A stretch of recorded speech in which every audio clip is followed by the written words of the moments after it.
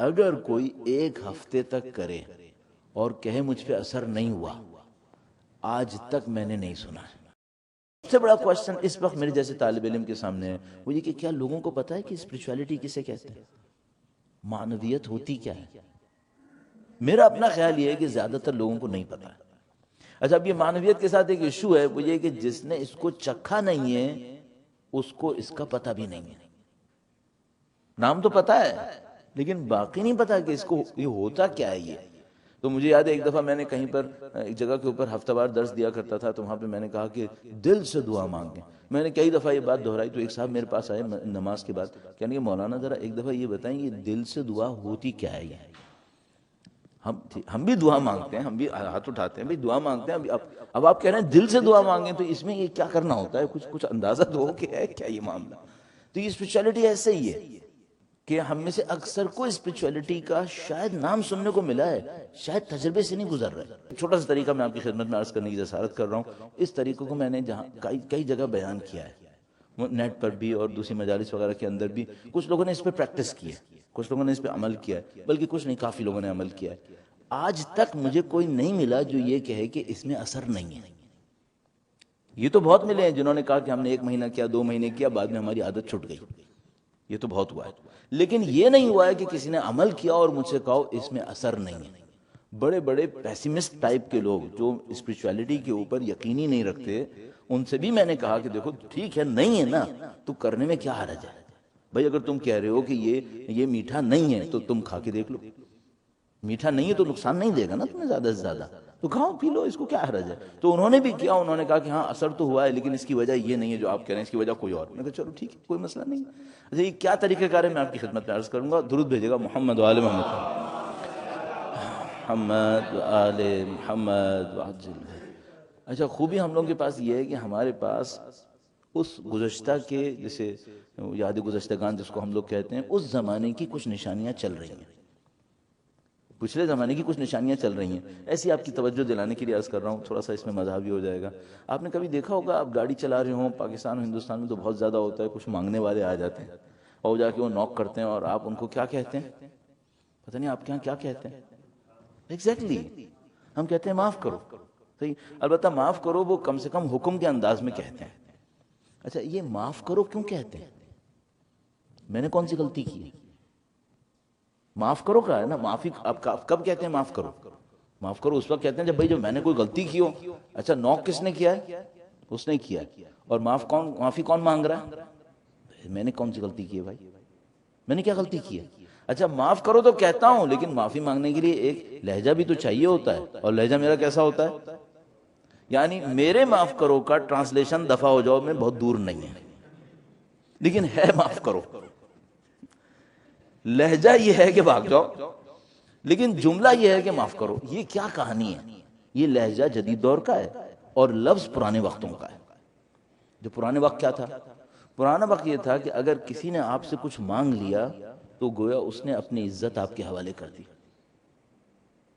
اور اگر آپ صاحب عزت ہیں تو آپ کو دینا ہے، اور اگر آپ نہیں دے رہے تو اس کا مطلب یہ ہے کہ اب آپ اس کے سامنے شرمندہ ہو گئے۔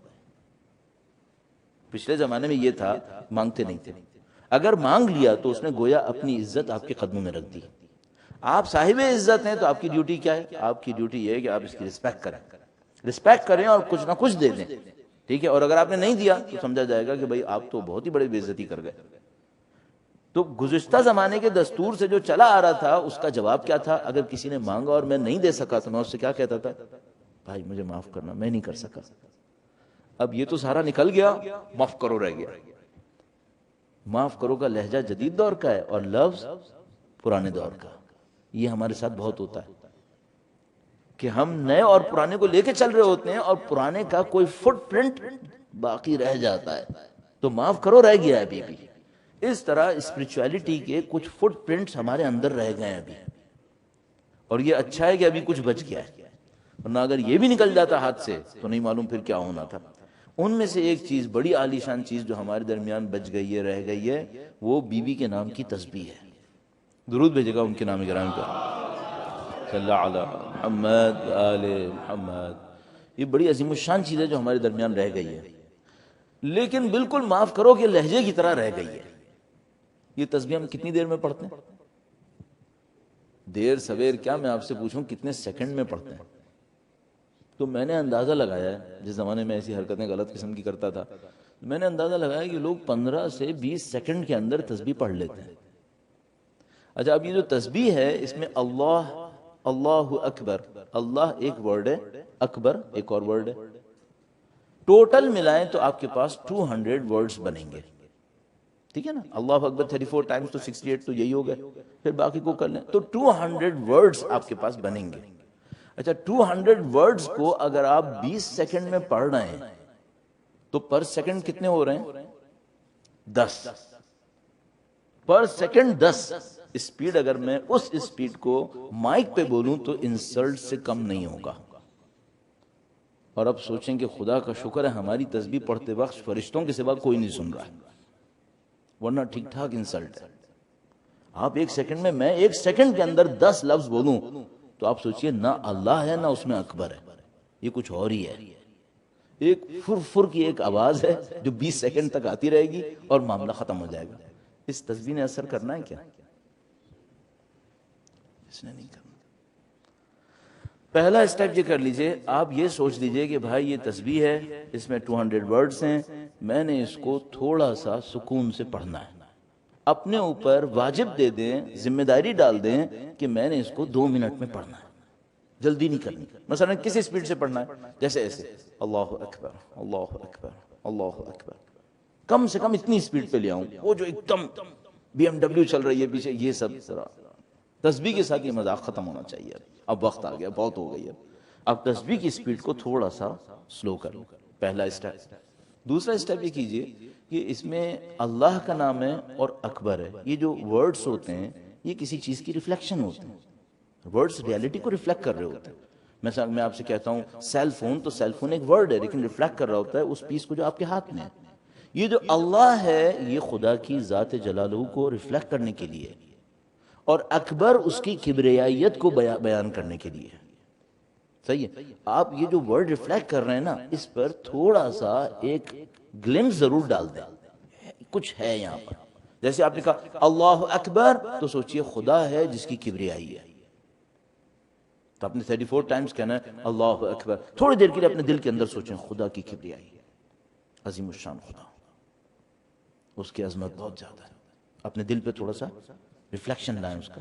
پھر آپ نے کہنا ہے الحمدللہ، تو آپ سوچیں خدا کی نعمتوں کا شکر، الحمدللہ الحمدللہ الحمدللہ. تھوڑا سا سوچ کے ایک آدھ نعمت کو یاد بھی کر لیجئے، جیسے اولاد کی نعمت یاد کر لی، ایمان کی یہ نعمت یاد کر لی، میری باڈی صحیح چل رہی ہے، میں صحیح سالم ہوں الحمدللہ، وہ جو خدا نے عزت دی ہے الحمدللہ. کچھ چیزوں کو یاد کر الحمدللہ الحمدللہ. تیسرا کام ہے سبحان اللہ، یعنی جتنی خرابیاں مجھ سے ہیں اللہ کی ذات پاک و پاکیزہ ہے. خرابیاں مجھ سے، غلطیاں میری ہیں، اللہ کی ذات میں کوئی برائی نہیں. تسبیح تھوڑا سا سلو پڑھیں، نمبر 1. نمبر 2، جو پڑھ رہے ہیں اس پہ تھوڑا سا ریفلیکشن ڈالیں، اپنے ذہن کو تھوڑا سا اس کی طرف لے کر جائیں. بس اس کا مطلب یہ ہے کہ میں ادھر ادھر چلتے پھرتے تسبیح پڑھ رہا ہوں، یہ صحیح نہیں ہوگا. آپ بیٹھ کے پڑھیں. ویسے بھی تسبیح کے آداب میں سے ایک ہے کہ جس کروٹ پر آپ نے نماز پڑھی ہے اس کو اٹھے بغیر آپ نے تسبیح پڑھنی ہوتی ہے. چینج نہیں کریں آپ، یعنی جگہ سے نہیں اٹھیں، وہیں بیٹھے بیٹھے. آپ کا پاؤں تھک گیا ہے تو آپ اپنی کروٹ تبدیل کر سکتے ہیں، لیکن یہ کہ اٹھے نہیں. تسبیح کا ادب یہ کہ وہیں بیٹھ کے پڑھیں آپ. صحیح. تو یہ 2 باتیں ہو گئیں. اب میں ایک بات اور ایڈ کرنا چاہ رہا ہوں، یہ تھوڑی عجیب سی بات ہے، اس کو سمجھنے میں، اس کو سمجھنے نہیں، قبول کرنے میں تھوڑی سی پریشانی ہوتی ہے. اس سے پہلے میں ایک سائنٹیفک پروف دے دوں تاکہ آپ کو پریشانی نہ ہو. درود بھیجے گا محمد و آل محمد،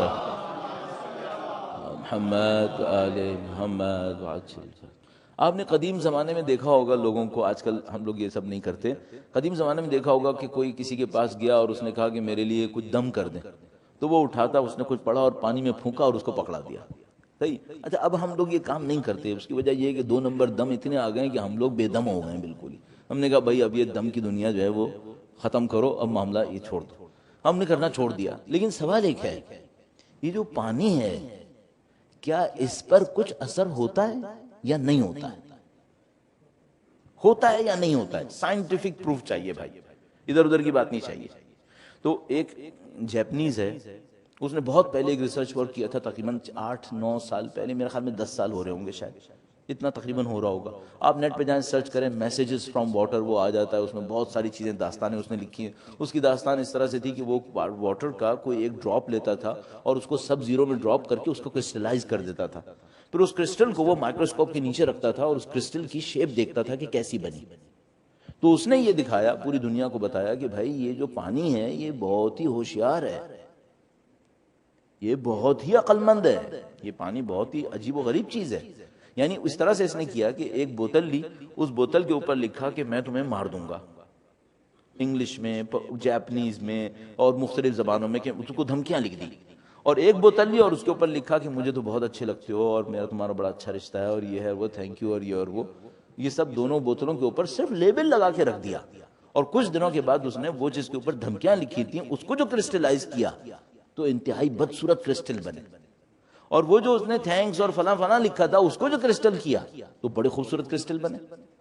اچھا وہ جاپنیز تو بیچارہ دیوانہ ہو گیا, وہ کرسٹل بنا کے مر گیا. پھر تو اس نے کیا کیا, اس نے کہا جناب دو آدمی لڑ رہے تھے کہیں پر ریسٹورنٹ کے اندر, اس نے پانی رکھ دیا بیچ میں, خوب چک چک بک بک ہوتی رہی, لڑائی ختم ہوئی, اس نے پانی اٹھایا, اس کو جا کے مائکروسکوپ میں دیکھا اتنا گندا کرسٹل جس کی کوئی حد نہیں. پھر اس نے دیکھا بھائی کہیں پہ کچھ لوگ عبادتیں کر رہے ہیں ایک دوسرے کے ساتھ, وہ وہاں پہ اس نے جا کے رکھ دیا. اب جو عبادتوں کا کرسٹل اٹھا کے دیکھا تو انتہائی خوبصورت. اس کو پتا چلا کہ بھائی یہ پانی ایک ایسی چیز ہے جو لینگویجز بھی سمجھتی ہے. تو اس نے دنیا کی مختلف زبانوں کا تجربہ کیا کہ بھئی یہ سمجھ رہی نہیں سمجھ رہی. اچھا آپ کو اگر یقین نہیں آئے نا تو آپ نیٹ پہ جا کے دیکھ لیجیے گا, نیٹ بڑا اچھا سورس ہے. اور یہ کوئی یعنی جسے کہتے ہیں نا کہ وہ نہیں ہے آپ گوگل پہ سرچ کیا کوئی ایک انون سی ویب سائٹ کھول گئی, باقاعدہ یونیورسٹیز نے اس کے اوپر کام کیا. پھر میں ایک دفعہ ایران میں تھا تو ایک خاتون اسکالر تھیں ایران میں, تہران میں, انہوں نے کیا کیا کہ بالکل سیم میتھڈ کو قرآن کریم کی آیتوں پہ امپلیمنٹ کیا. یعنی پانی کو قرآن کریم کی آیتیں سنا کر اس کا کرسٹل بنوایا, اور پھر ان لوگوں نے وہ ساری, چونکہ مائکروسکوپ سے جو بھی آپ دیکھ رہے ہوتے ہیں اس کا پکچر کھینچ کے اس کا پرنٹ نکال سکتے ہیں, دنیا کو دکھا سکتے ہیں, تو انہوں نے پوری دنیا کو دکھایا کہ دیکھو یہ بن گیا قرآن کریم سے. خوبصورت ترین چیزیں قرآن کریم کی آیتوں سے بنی, اہل بیت کے ناموں سے بنی. یہ پانی یہ سب دیکھ رہا ہوتا ہے. اچھا اب ایک بات عجیب و غریب ہے, ہم تقریباً 70% کے قریب پانی پانی ہیں. اچھا اب اگر میں کسی کے بارے میں حسد کے جذبہ لیے بیٹھا ہوں اور میں کسی کے بارے میں برا سوچ رہا ہوں تو میری باڈی پر اثر پڑ رہا ہے یا نہیں پڑ رہا ہے؟ بھائی میں بھی تو پانی ہوں نا, پڑ رہا ہے. کس کا نقصان کروں گا؟ اس کا کچھ نہیں بگڑے گا, وہ پتہ نہیں کہاں بیٹھا, میں اپنے اوپر ظلم کر رہا ہوں, اپنے پانی کا بیڑا غرق کر رہا ہوں. میں 70% خود پانی ہوں. صحیح ہے. اس کو آپ تھوڑی دیر کے لیے قبول کر لیجئے اور آپ نیٹ پہ جا کے اس کو سرچ کر لیجئے گا. جو میں نے آپ کی خدمت میں عرض کیا وہ سارا کا سارا تقریباً آپ کو مل جائے گا. جاپنی سائنٹسٹ کا نام کافی عرصے سے میرے دماغ میں نے دہرایا نہیں تو میرے دماغ سے نکل گیا. اگر کسی کے ذہن میں ہے تو بعد میں بتائیے گا, لیکن سرچ کرنے کے لیے میں نے آپ کو کی ورڈز دے دیے, یہ آپ جا کے سرچ کر لیجئے گا, فوراً آپ پہنچ جائیں گے, کوئی مشکل نہیں ہوگی. اچھا میں نے جب اس کو پہلی دفعہ دیکھا تو میں نے یہ سوچا کہ میں اپنے ذکر میں, جو میں اہل بیت کا ذکر کروں, اللہ کا ذکر کروں, اس میتھڈ کو کہاں استعمال کروں. تو میری سمجھ میں یہ آیا کہ بھئی یہ جو میرا بلڈ ہے یہ بھی تو ایک لیکوڈ ہی ہے نا, اور سب سے زیادہ میرے وجود میں, میرے میٹیریل وجود کے اندر جس کی رسائی ہے, جس کی اپروچ ہے, وہ بلڈ کی ہے. ہماری باڈی میں سوائے ناخن اور بال کی کوئی جگہ ایسی نہیں ہے جس کو اگر آپ نے چھیڑا تو وہاں سے بلڈ نہیں نکلے گا.